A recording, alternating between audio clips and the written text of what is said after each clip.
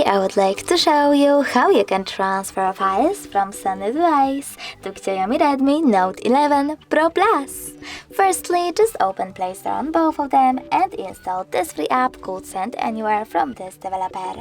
When it's ready, select Open. In order to continue, you need to tap on I accept, confirm, continue and allow on both smartphones.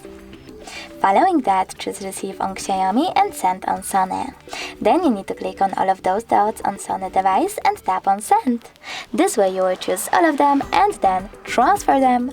It will take a long time to do it now, so I will go with only one photo. Just Send and tap on Got It. On Xiaomi, choose No Thanks and close this window. From here we have two ways to connect our smartphones. We can do that by scanning this QR code.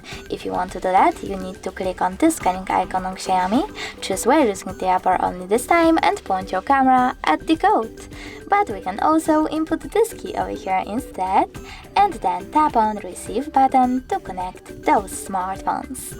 As you can see now, after a couple of seconds, my picture was successfully transferred. Thanks so much for watching. If you enjoyed this video, don't forget to leave a like, comment and subscribe. Bye!